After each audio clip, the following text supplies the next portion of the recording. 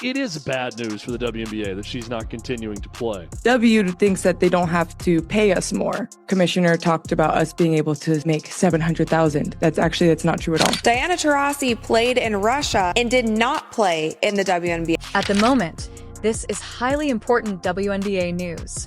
Caitlin Clark, one of the league's biggest talents, has made her shocking decision to quit the WNBA and pursue her career overseas official. All of the sellouts, Caitlin asked the WNBA if they would pay spot bonuses to the away team player. Although no one saw this coming, it actually starts to make a lot of sense when we look at the reasons for her decision. Biggest star in the league, Caitlin Clark, is only making a base salary of around $76,000. In today's video, we'll go deeper into Caitlin Clark's decision to leave and join the European League, considering that her modest salary is insignificant compared to what NBA players receive. NBA players make millions and millions of dollars. Victor Wembanyama, rookie salary, which was around $55 million for 4 years. And then you look at Caitlin Clark's $338,000 salary that she signed for 4 years. It's around 162 times more that Victor made than. We're talking about a wide range of issues, including racial prejudice, unfair refereeing, and the league's ongoing issues with her treatment.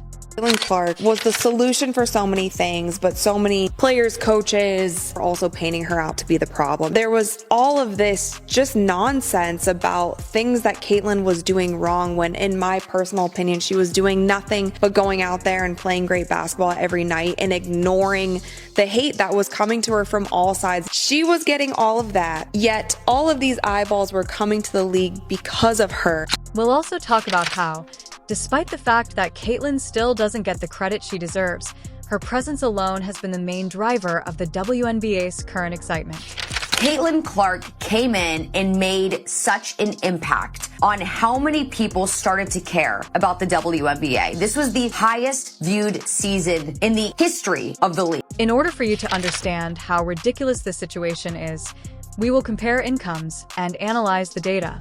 Things are going to get serious, so hold on tight.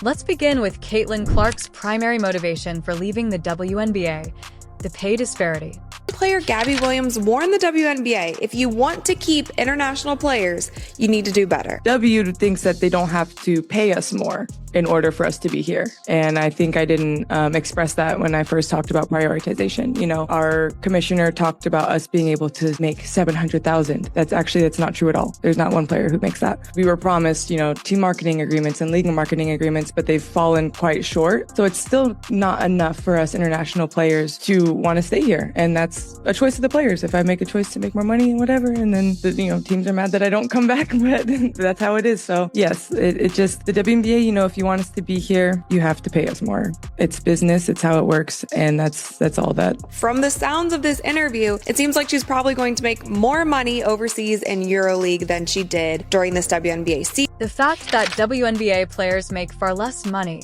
than their NBA counterparts is commonly acknowledged. The average WNBA player wage is extremely low compared to the millions of dollars earned by NBA players each season.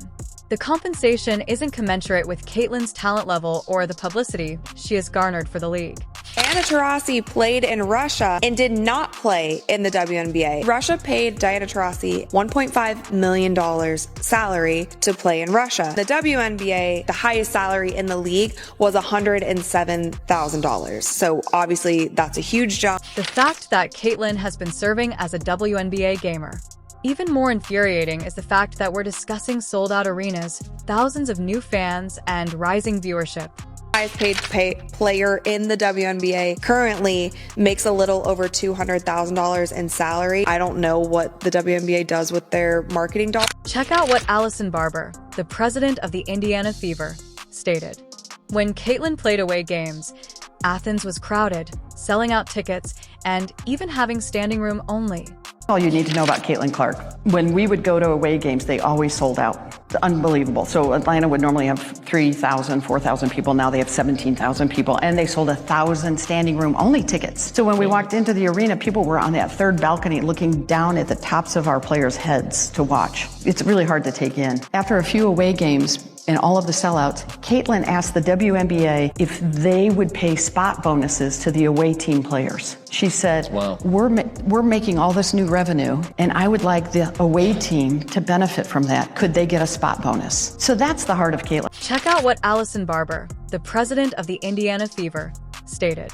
When Caitlin played away games, Athens was crowded, selling out tickets, and even having standing room only.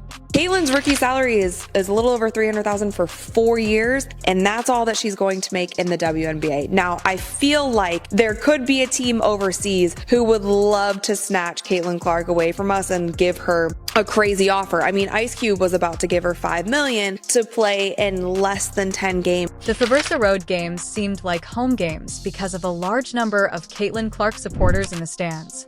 Caitlin and other WNBA players, however, are not benefiting monetarily from their efforts in spite of this.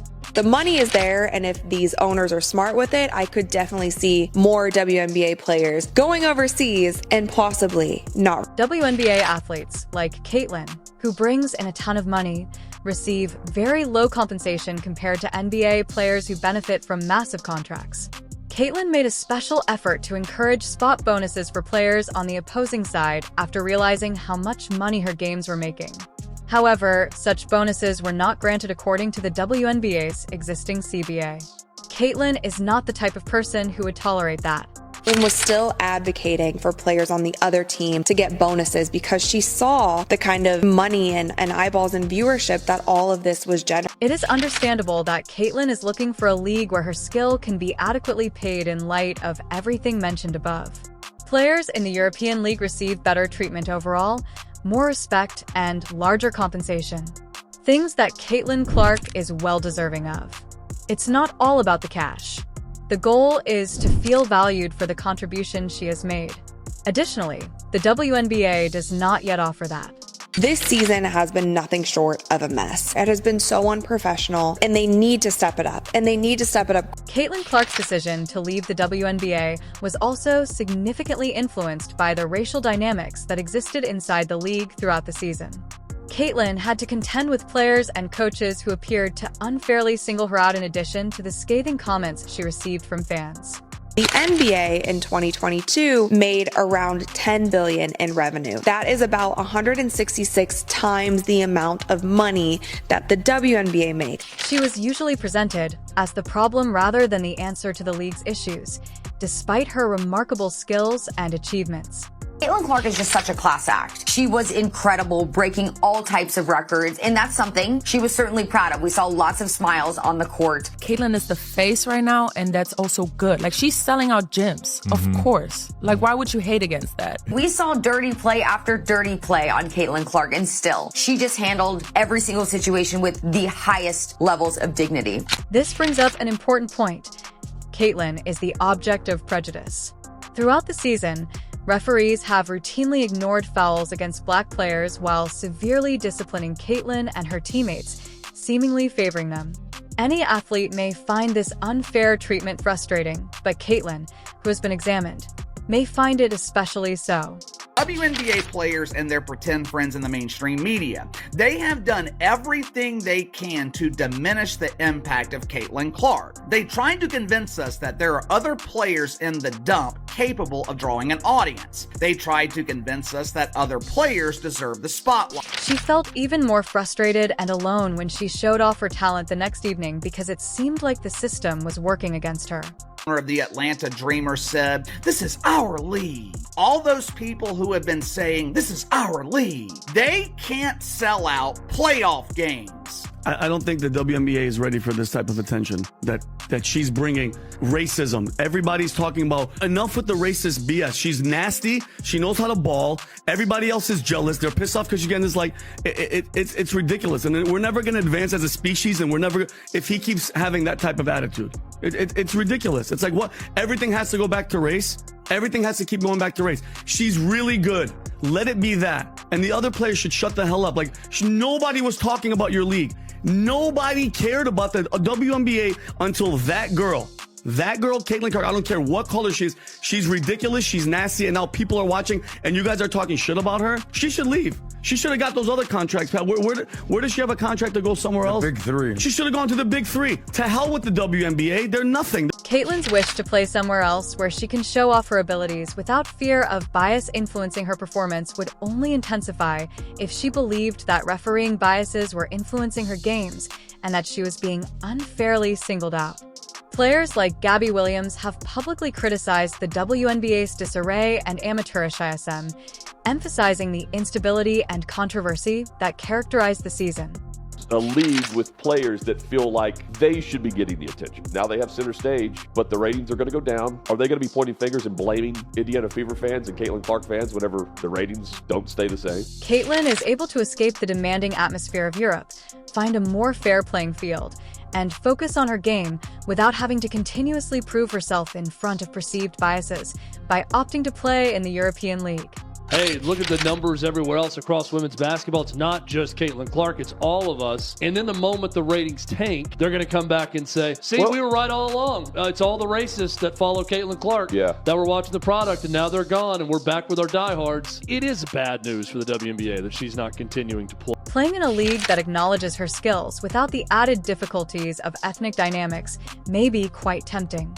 Regretfully, Caitlin Clark-Dess isn't able to play in an environment that fosters her growth as a player, which she deserves, due to the WNBA's current circumstances. Most points by a point guard in a season in WNBA history. Most double-doubles by a rookie guard in WNBA history. Most points by a rookie in WNBA history. Most assists by a rookie in the history of the WNBA. First WNBA rookie to record 2 triple-doubles. First triple-double by a rookie in WNBA history. First triple-double in Fever history. The first player to be named WNBA Player of the Month and Rookie of the Month in the same month. First player in WNBA history with 20 or more points, 15 or more assists, and 5 or more rebounds in a game. She won Rookie of the Month 4 times, Eastern Conference Player of the Week 3 times, single season rookie record for assists, single season rookie record for 3-pointers, single game record for assists 19, franchise record for most double-doubles, 3-pointers, career 10 or more assists in a game, franchise record for most career 10 or more assists in a game. Fastest WNBA player to reach 100 3-pointers, she did it in 34 games, most assists by a rookie in a WNBA All-Star game for which she received the most fan votes ever, 700,000 of those. Fastest player to reach 350 points and 150 assists to start a season regardless of years in the league. People will say, pay more attention to the other folks. Like, she couldn't do it herself. You know, LeBron has teammates, Jordan had teammates. I understand. One of the most evident reasons for Caitlin Clark's decision to switch from the WNBA to the European League was the significant salary difference,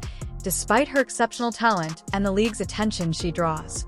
Caitlin has had to face the harsh reality that her earnings in the WNBA are far lower than what she could earn working overseas. Caitlin Clark has been the best thing, the most dominant thing to happen to the WNBA ever. Remember, there's been good players come out of college, but nobody really cared. We'd seen it. Nobody really cared. Let's examine the figures. The average season salary for WNBA players is between $120,000 and $300,000, with top players earning between $200,000 and $300,000. Players in European leagues, on the other hand, are paid far more. Top European players, for instance, can earn up to $1 million a season, and according to some sources, depending on their marketability and performance, some stars may be able to fetch even higher prices. Caitlin and many others find it challenging to rationalize staying in a league that undervalues their talents because of this glaring financial incentive.